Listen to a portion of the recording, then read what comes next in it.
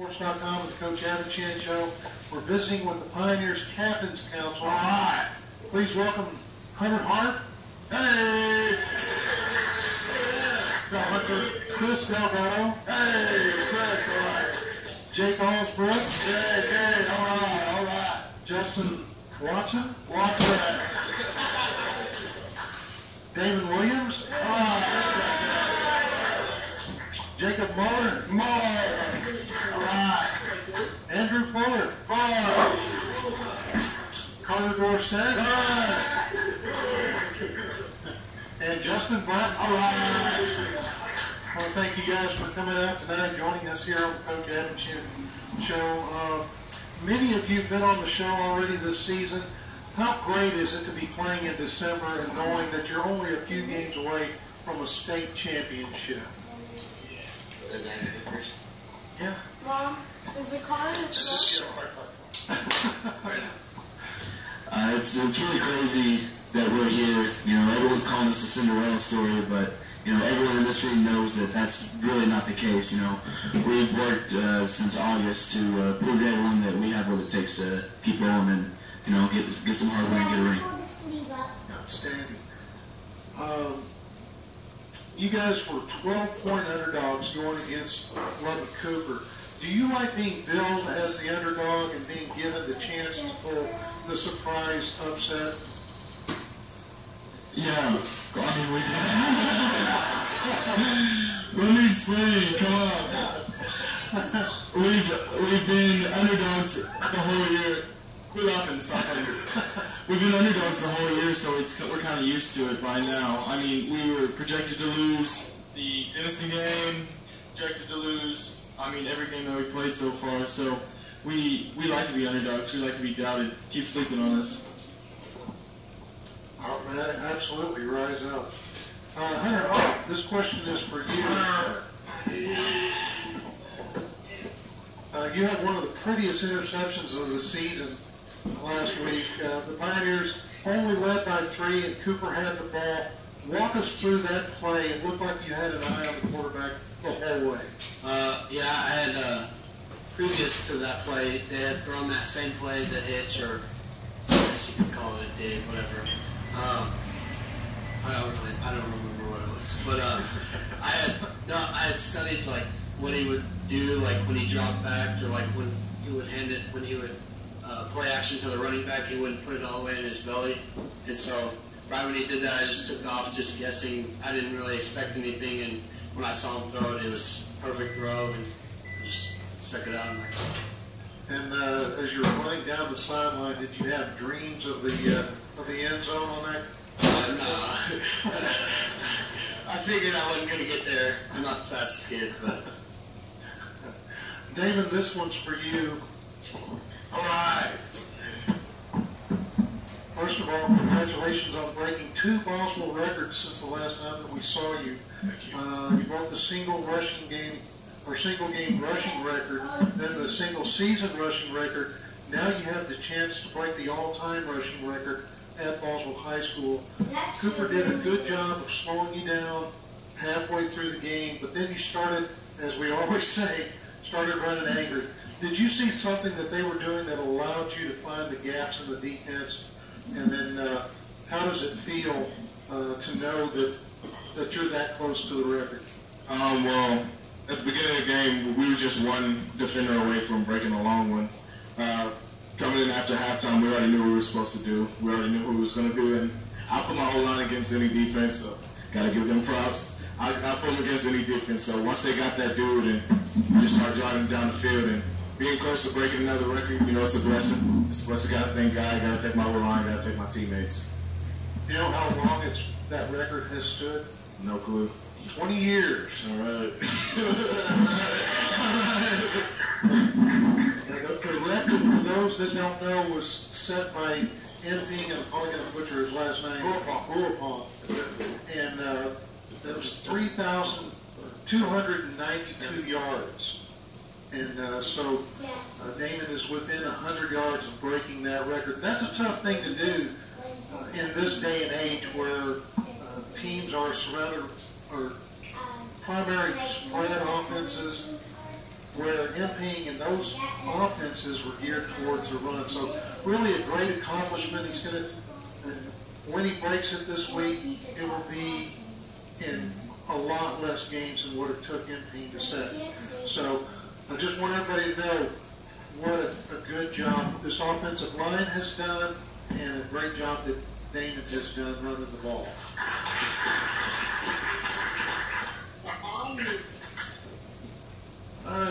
We're gonna go back to Jacob Muller. Jacob Muller, man. And what do you feel has been the greatest improvement on defense this season? Because each week you guys keep getting stronger. I feel like the greatest improvement that we've had on defense is trusting each other. And like at the beginning of the year, we kind of like knew that we were good, but we didn't really know how good each one of us were. But then as the year went on, we were like, hey, we really are good. And then at the end, like last game, we kind of connected as a group and we really trust each other. So I feel like trust and belief in each other are a real big factor of the whole thing. I've got a question in the chat room. It says, what do you guys do as a council to keep the team motivated and focused? Chris.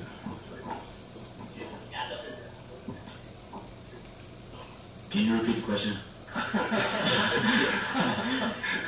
That's a good answer, because the question was, what do you guys do as a council to keep the team motivated and focused?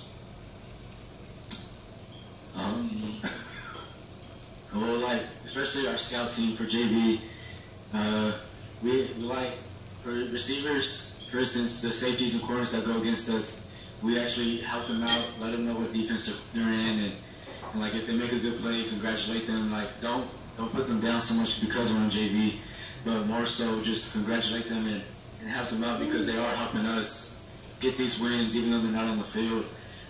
They're putting us to work. They're in the film room as much as we are. So like keeping them motivated is like, it's tough because they're not actually getting the recognition we are, but it's easy for us because they want to be there as much as we do. Wow, that's a great aspect, something that we really haven't talked about. Question? Andrew Fuller. This one is for you. The Bionic Man. Andrew. Now, you're one of the guys hadn't had you on the show yet, and we got to keep this thing rolling so that we can get you there. Of the 3 playoff games that you've had so far this season, which has been your favorite, and how do you compare it to the playoff games from last year? And are you nervous to be playing at Cowboy Stadium? Nervous? No.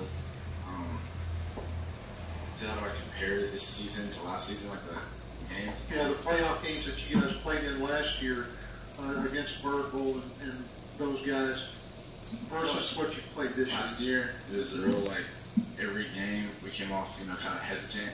We'd never throw the first punch. We'd always just sit back and wait till what they did. And watching Birdville, we should have blown them out, and then it only be a 3-point game. Kind of was nervous. So this year, we have so much confidence, especially on defense, that we're going to stop no matter what. So I'm not really worried about it or nervous at all. Excellent. Chris, I got to go back to you. Chris, you started this season as a quarterback, one of many, and you got injured. You're now primarily a wide receiver. Tell us about coming back from your injury and making the transition to receiver versus quarterback, because you started out the year as a safety. You've done a great job at all 3 positions. Talk about the change from quarterback to wide receiver. There wasn't much of a change because it's sort of the same aspect of being a quarterback. You have to read the defense, and you sort of know where the receivers are supposed to be. So going to receiver, I know the routes. I know what the quarterback's looking for. I know how much time he has in the backfield. So like the first couple games I was at receiver, it was kind of like a sort of a different mindset, because it was, I don't know, like to me, it was a different type of speed of the game, because being a receiver, you don't need to be so quick, so urgent to the O-line or such and such. So being the wide out, it's easier for me because it's routes. It's like most routes are deep routes, and me being fast helps me a lot. So transition wasn't that much, but you know, not being by the Damon's side every play would hurt my heart. But nah, I'm playing. So transition wasn't much. It's actually easier, and I like to make the Braden's job a lot easier on himself. So I try to, like, you know, on every route, run it crisp, run it fast, be in the spot he wants me in. That way, he has a lot more time to make a decision. I was going to ask you that, being that you were quarterback and you got a taste of what that position is all about.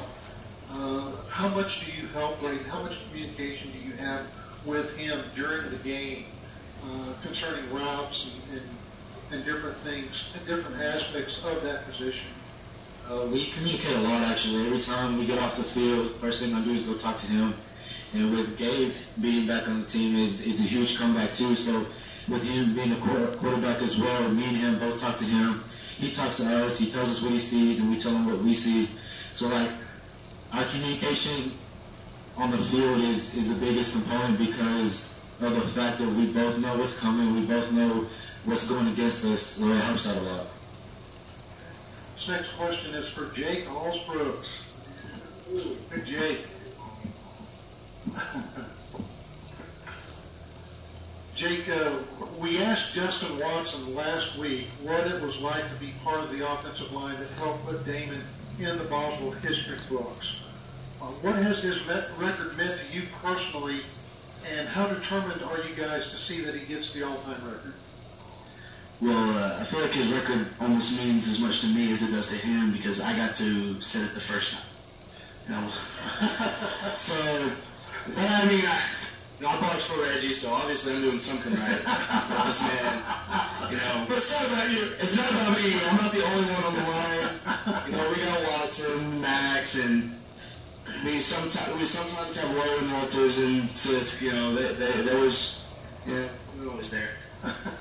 So, but no, it's great to be a part of this great group of guys that always wants to fight. We're always hungry, always want to, you know, run that next play. And you know, it's just been a blessing to see my boy here come on and just keep rolling, just running angry, like we said. So sometimes he gets a little more angry with Max.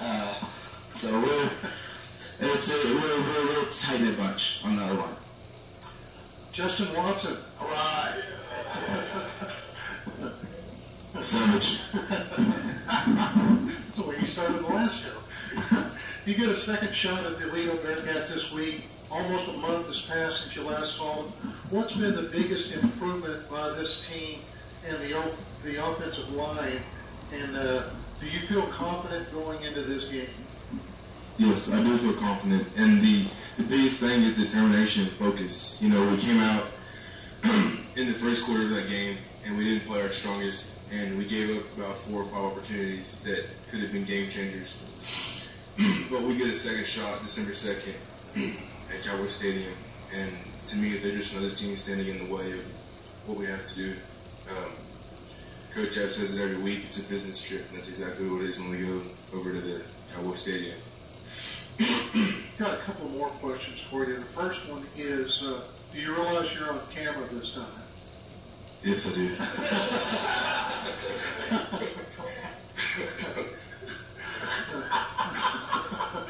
You didn't realize it's on camera?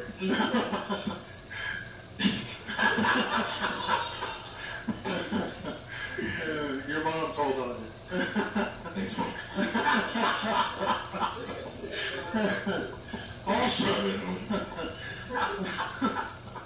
Also, Justin, of this group here tonight, who is your strongest Madden competition, and can you beat any of these guys? None of them. I'm glad. I mean, you know, Damon cheats. Got him on the controller. I get up on J24 Nothing. He turns the Xbox off. No. I haven't had a chance to play anybody else. I don't want to embarrass nobody else. Let that one slide off the tape. 24 Stinks in 2 place. That's not even possible. Justin Bradley.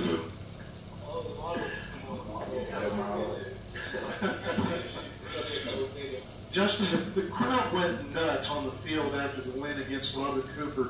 Describe the feeling that you had knowing that you're a part of something historic here at Boswell High School. And Justin, you were on the squad that played against Burkeville last year at AT&T. How excited are you to be going back to Cowboy Stadium? Oh man, this is just an amazing experience, and I'm just so proud of every one of these boys. You know, especially just Braden. You know, that's just a big accomplishment. Just being brought up as a freshman. Like I can't imagine. Like, just that's insane. You know, and as well as he's done, it's impressive. Like I could have done that. I don't think anybody that I know could have done that. Like as well as he has. I'm really proud of him, and just coming back from. What was the second question? What you say? About how excited are you to be playing again at or going back to AT&T Stadium? Going back to that was amazing. Like Coach Ab said, just standing under the lights when they turned on, it was fantastic. And I can't wait to be back there again. You got to play there last year. How often did you find yourself looking up at the big TV? Every time I was walking off on the sideline, I was looking up. I was watching the screen more than I was at the game. It's just amazing. Awesome. Carter Dorsett. All right. Pro wrestler. This will be interesting.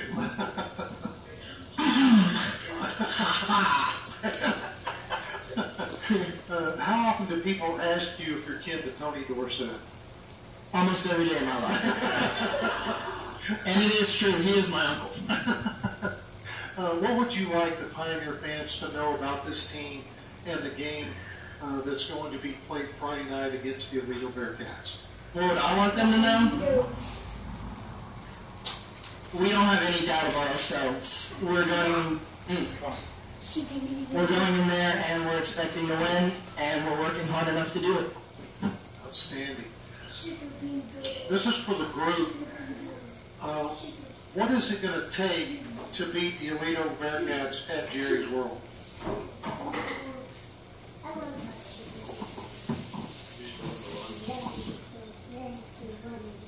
Attitude and effort.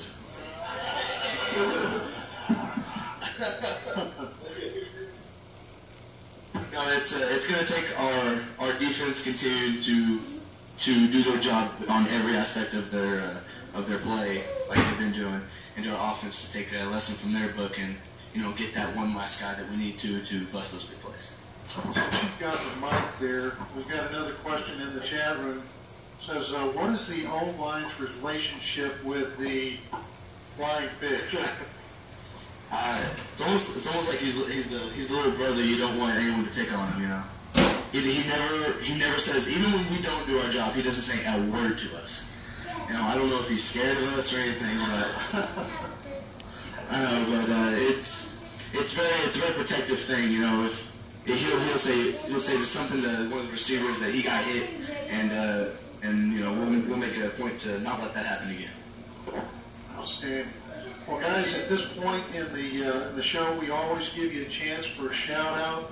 And what we'll do is we'll just start with Andrew, and we'll work our way this way. And so if you've got somebody that's listening tonight, or somebody that you'd like to give a shout-out to, now's your chance. Shout out to my mom, dad, and my girlfriend, Maddie.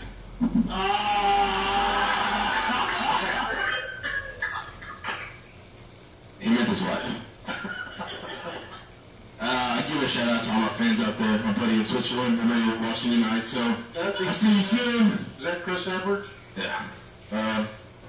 And everybody who supports Pioneer football, I support you. Outstanding.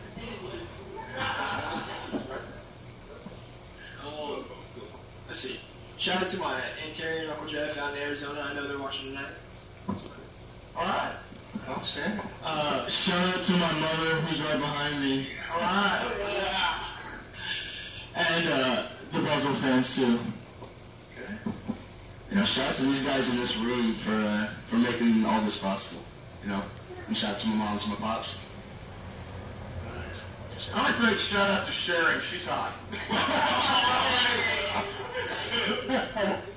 Chill, bro. No. I want to make a shout out to my mom and dad. They kept me up when I was down for my injury, and They helped me fight through it, and they helped me get back faster. I love both of you. Hey, shout out to the hometown, Round Rock 512. Hey, holding it down. And Adrian Barraza, once wrestling season comes, it's on, big man.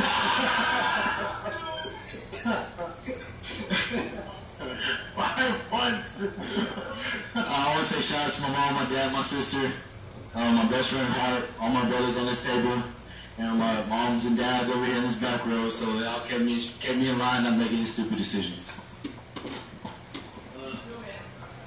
I'd like to give a shout out to my mom and dad.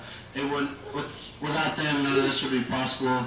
And my sister, she's a sophomore in college. That's not knowledge, but my grandma and grandpa and my nana. Who has a shout out here? Oh, of course. How'd you go? I got two more shout outs. Shout out to Whataburger for always hosting after the game meals. And shout out to EA Sports because without that I wouldn't be able to beat everyone here in Madden. So,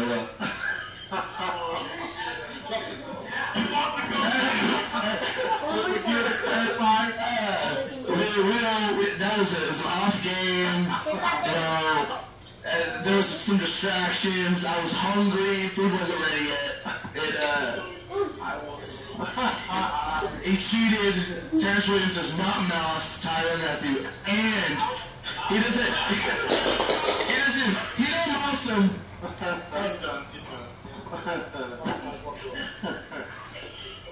Well, guys, again, thanks. That's all the time we have for the show tonight. We went over a little bit. I want to thank you for coming out and joining us tonight. It's been a pleasure to have you guys on the show, to have each and every one of you this year. You've been awesome.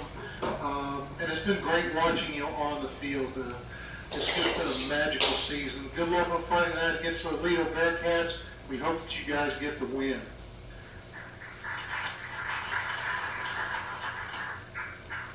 Pioneers travel to AT&T Stadium as they take on the Aledo Bearcats at the Death Star.